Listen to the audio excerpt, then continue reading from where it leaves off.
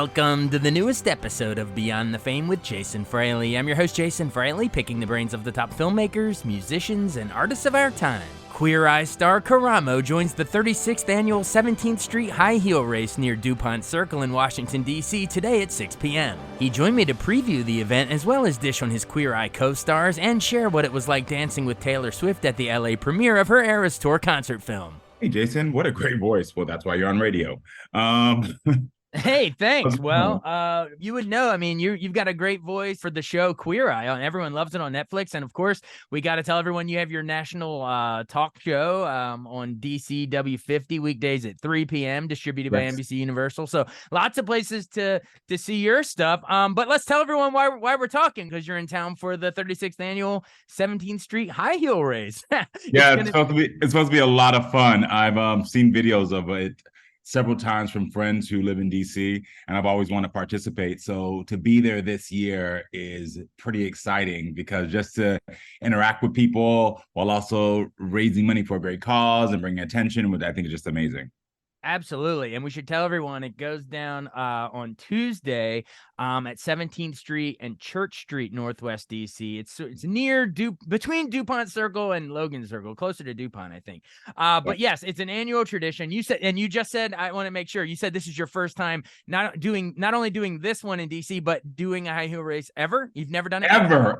I almost did one in New Orleans when we were there shooting Queer Eye. It was around the same time, but I had to shoot one of my scenes. And so I missed it and I was so upset. But, this will be fun. But that's even cooler for DC folks, because we are going to witness you try to do this for the first time. Now, do you know what type of heels or make, model, what color that you will be wearing? I do not know what type of heel. I've only been in heel once, which is on that show that Chrissy Teigen and LL Cool J had, lip sync battle. I think that was the name of it. I did a number with Jonathan Van Ness where he was Gaga and I was Beyonce. It was my only time in heels. And so I'm actually going to be calling them for advice of what model type heel I should wear. I'm thinking something with a chunky heel would probably be best.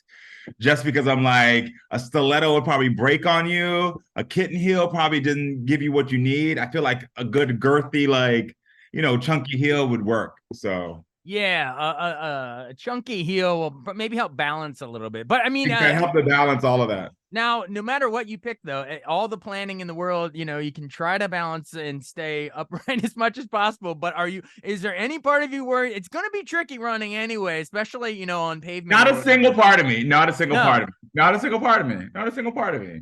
So even if you face plant and just bite it, you're going to just dust yourself off and get up and keep going. I played football all through high school. So face planting it and falling down I also ran hurdles.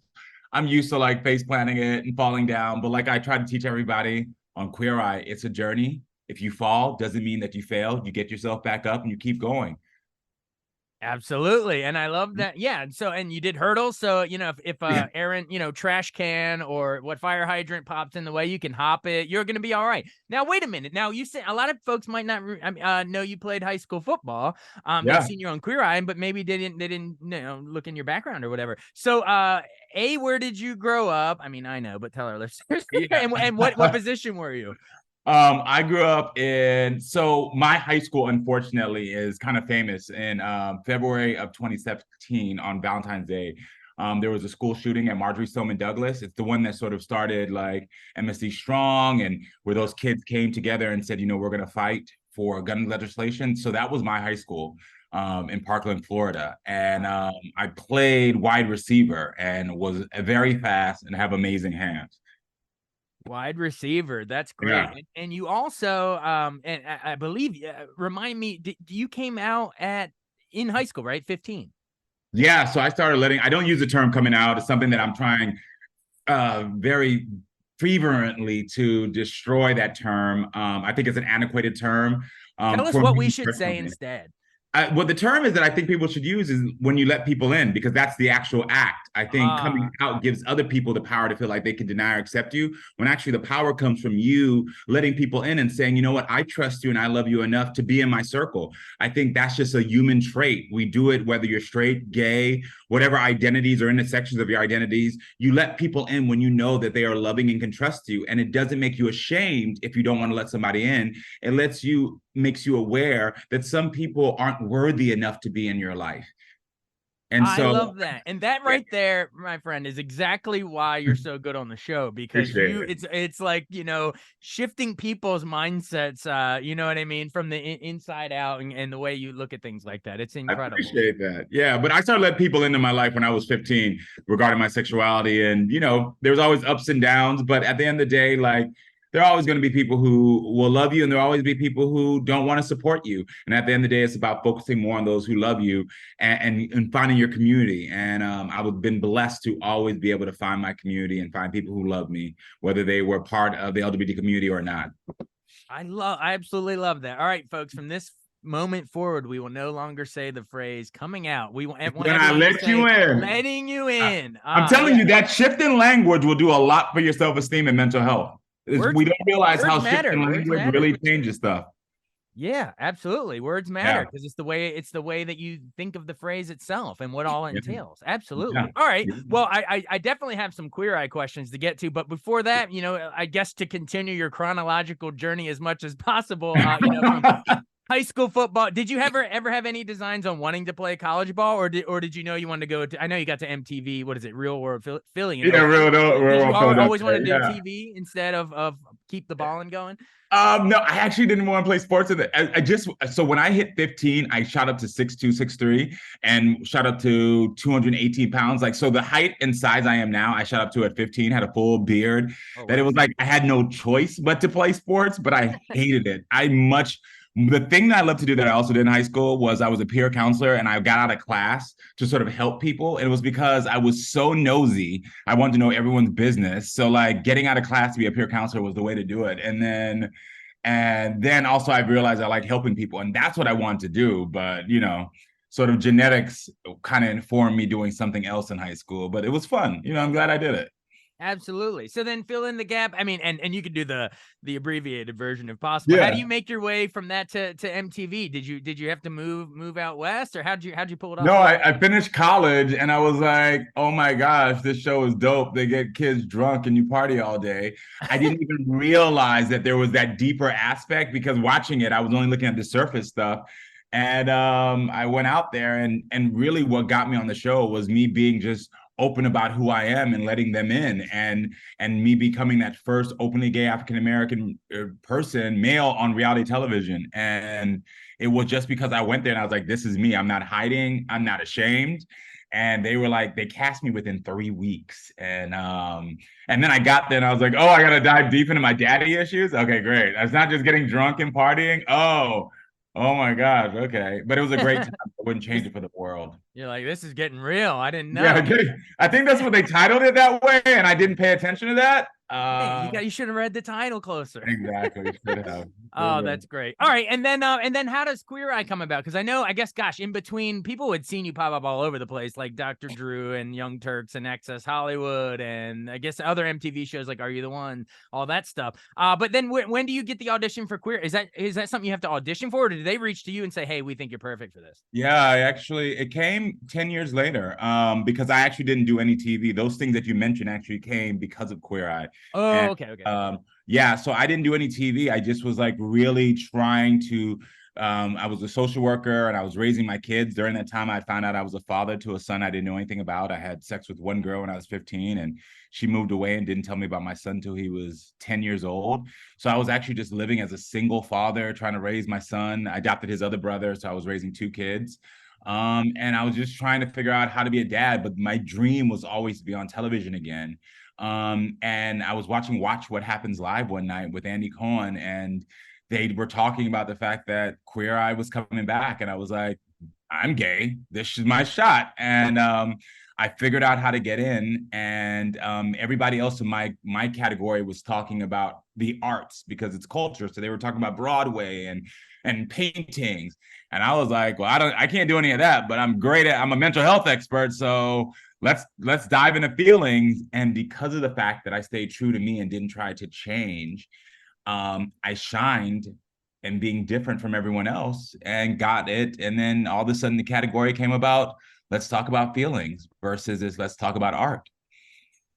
I love it. And that's why, I mean, my wife will, and all the other hosts are great, but my wife always says whenever we watch it that you're the most important one in her eyes, because a lot of the others are, maybe on the exterior, but you do the work within that all of us need to keep doing every day. I have to tell you something. I already loved you, but now I love your wife even more. No, I'm just like, her name is Ashley, if you want to shout her out. Hey, Ashley, what's going on? I love her. I don't want to say you're her favorite because we love everybody, but the internal work is the important.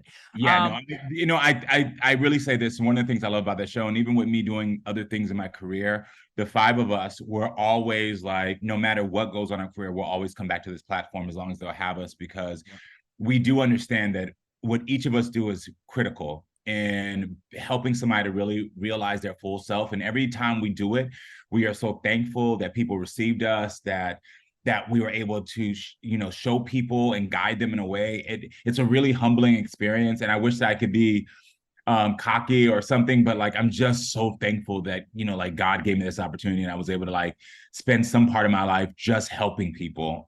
It feels really nice. And so even though, you said that, I appreciate that, because I know my benefit, but I also know the four of us, we're like Captain Planet. It's like the five of us combined, like you need all five. If you don't have all five, then you don't have it. And so with your powers combined, we are powers combined. Five.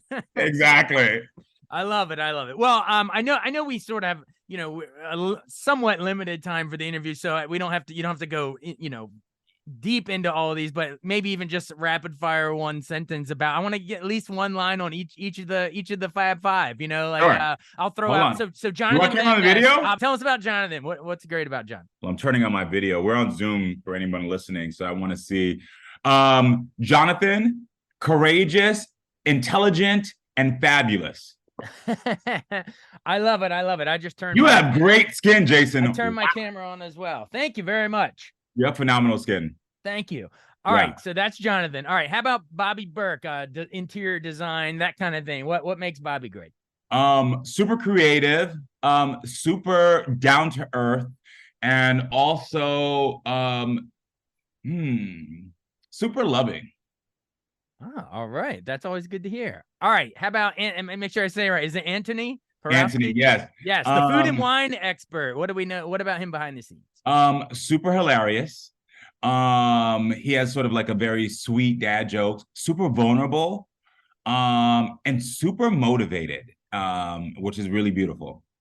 All right. And then last but not least, Tan France, a fashion expert, the clothing. Why is that, tan, It's ironic because the word that I would use to describe Tan France is like the stitch, the thing that holds everything together.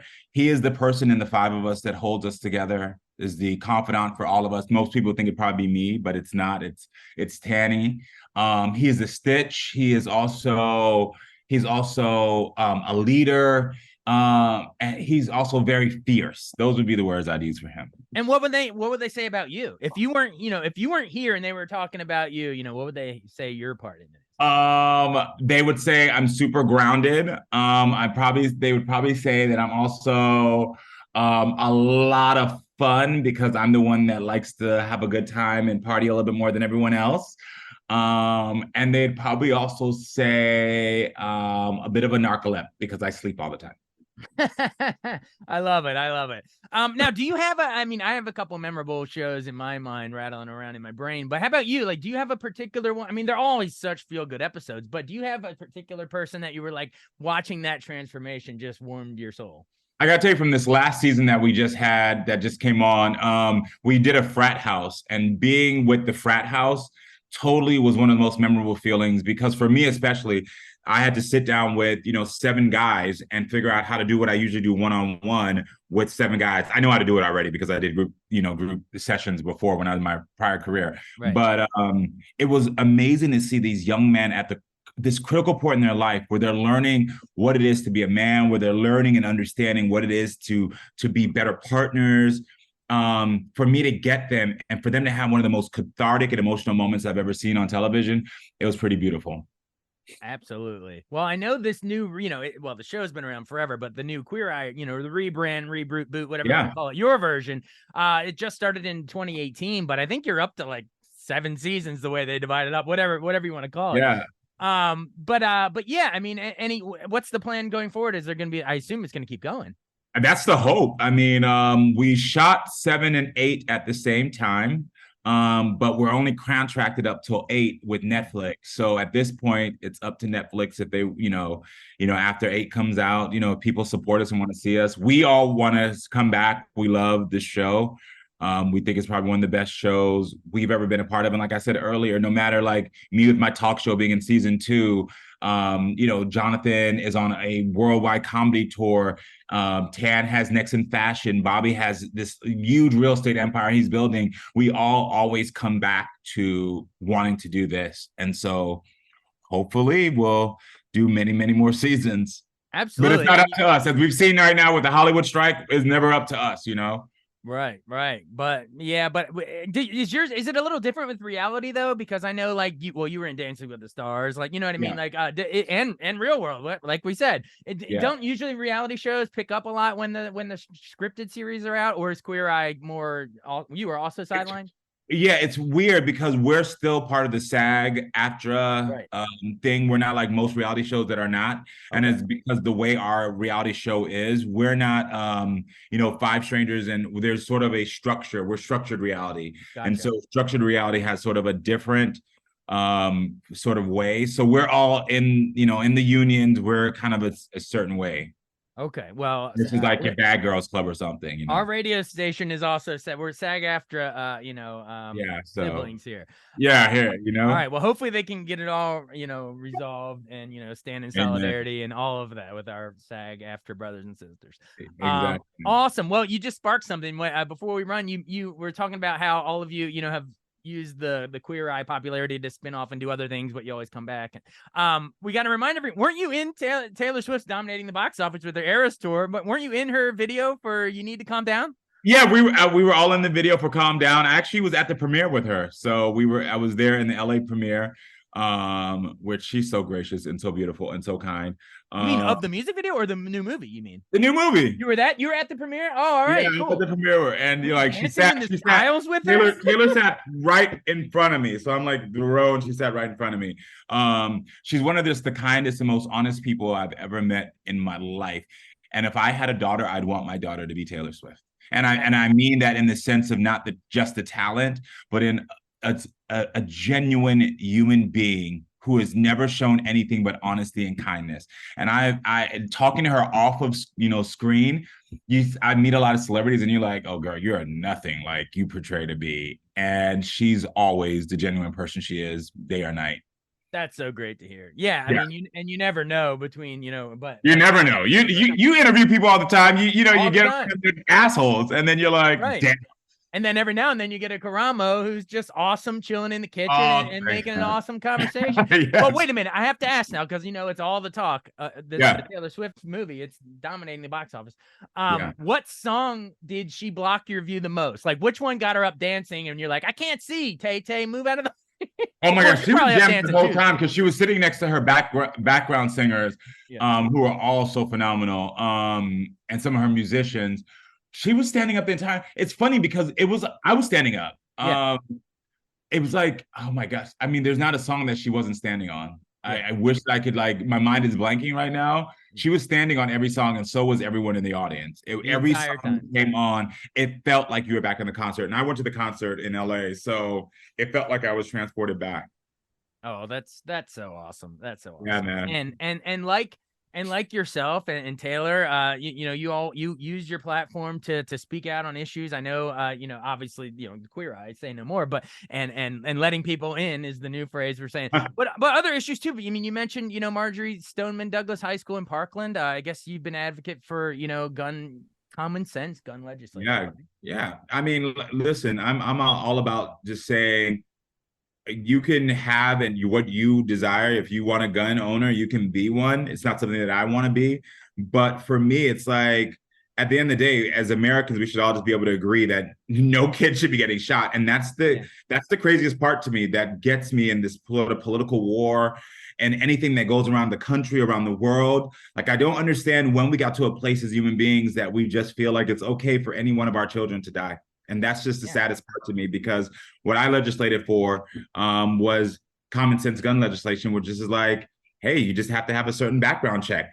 I mean, when I tried to get my license, I had to get a permit. I had to get a license. I had to take a test. I had to do all these things before I could just walk in somewhere and buy a car. Right. But for some reason, when it comes to a gun that can kill you just as much as a car could kill you, or even worse, people are like, oh no, let's be loosey goosey. And I'm like, hey, let's just be responsible about this. And that's the only point I've always made about this. I don't care what side of the politics you fall on.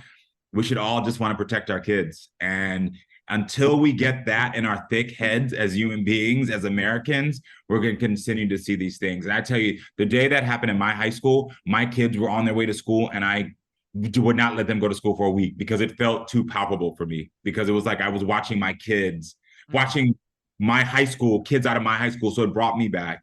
And I never want another parent to feel that way. Oh, and I just can't imagine, gosh, I mean, you being at a school like that. It's like if you went to Columbine or Sandy Hook. God, it's so heartbreaking. There's so many examples we can't, I would start crying if we start listening to all of that. Exactly, which is the crazy part. Again, as parents, it's like, let's do this for our kids. That's it.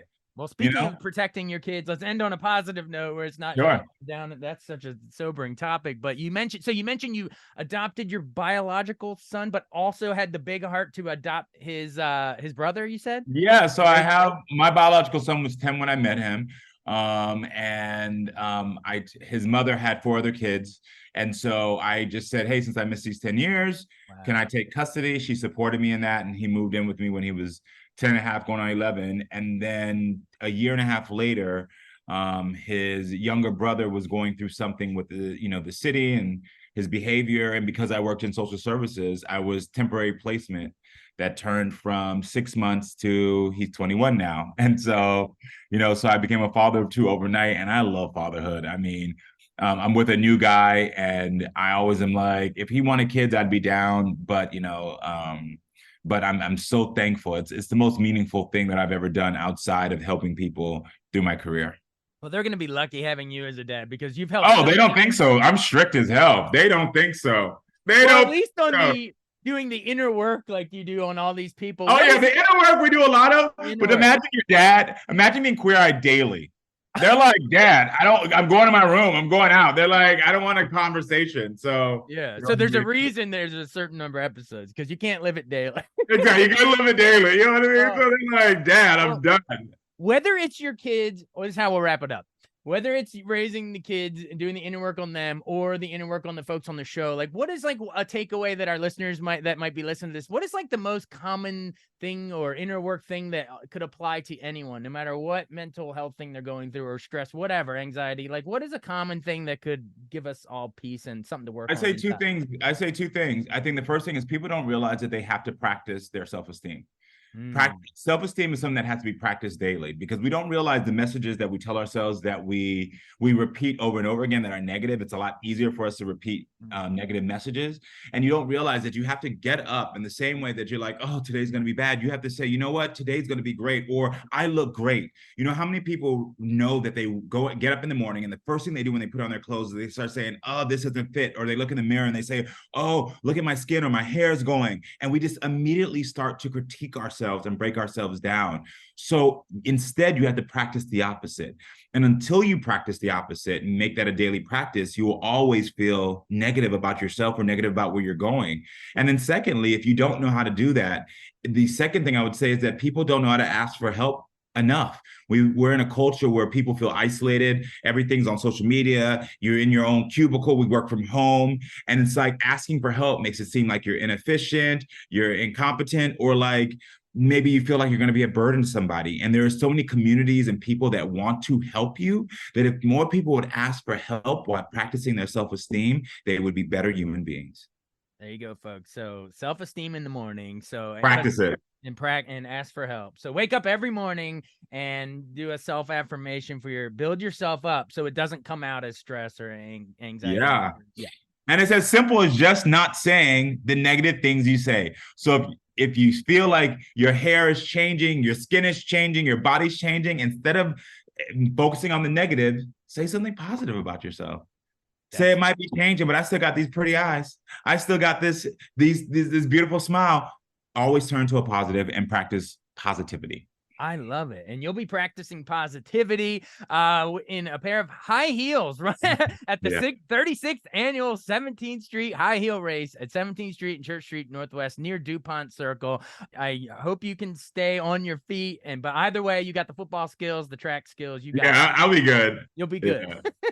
All right. And we should also tell everyone, tune into Queer Eye. It's on Netflix, the latest season streaming, and also check out your national talk show on DCW 50 weekdays at 3 p.m. Hey, Karamo, thank you so much. This was so much fun. So much fun, Jason. So great to meet you. And please tell your wife I said hello. I will do. She's right down the hall. Okay. Take care now, brother. Have a good one. Thanks so much for listening to Beyond the Fame with Jason Fraley. Our theme music is Scott Buckley's Clarion. Remember to give us a 5-star rating if you like what you hear. We'll see you next time.